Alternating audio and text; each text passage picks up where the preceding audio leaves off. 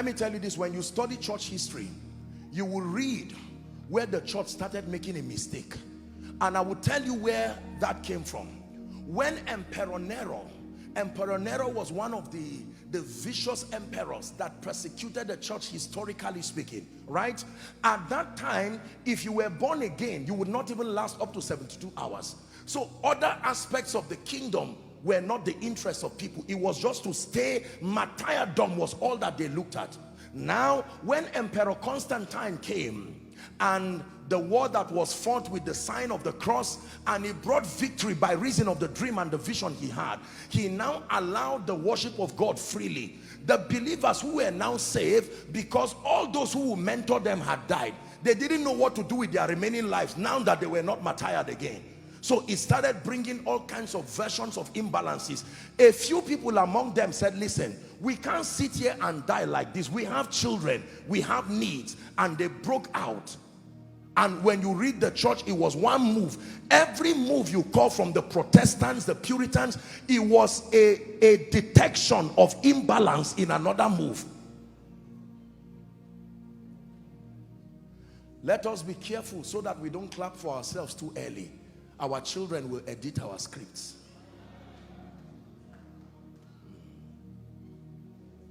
Our assignment is not to do everything, but our assignment is not to stop what God is doing because of our biases and our prejudices. I truly believe with all my heart that God allowed His Majesty to come and judges and people scattered here to be able to teach you something about this message. Remember what I have said. When it is the ministry of prayer, if you say you are a businessman, you spoke nonsense. Because a businessman is first a priest before a king. Are we together? When it has to do with the worship of the king, all of us bow. Even Nebuchadnezzar was smarter. He knew. He said, when you hear the sound of the trumpet, I don't care who you are, bow to that image. The highest royalty, I cast my crown before the highest royalty.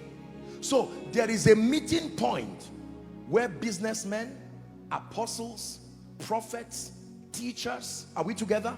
Professors, presidents, governments, heads of corporations, billionaires in all kinds of currency. There is a central point of convergence that is before the king. When we come before the king, you don't come as a professor. That's why you take your golden crown. Your crown defines your jurisdiction of dominion. You take it because it does not matter again. When you are before the king, you cannot be a king. Are we together? So you are a king in the judiciary. You are a king in business. You are a king even in the practice of priesthood. But when we stand before him, I don't want to know who you are again. There is only one that commands our attention. So we cast our crowns before. Hold on. Your first assignment is to have a crown.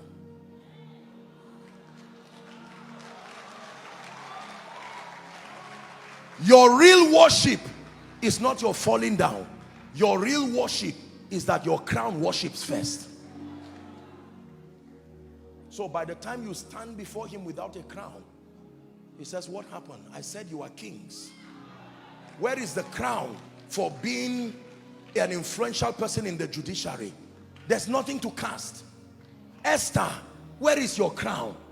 The anointing didn't come for you to heal the sick. It came to take you to the palace. Esther, there is a roll call of worship in heaven. I do not see the crown of Esther.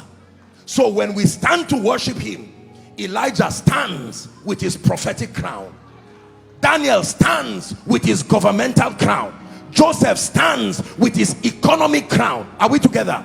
Ruth, Naomi, all of them. And together, we cast our crowns before. Now you understand the song. The highest royalty,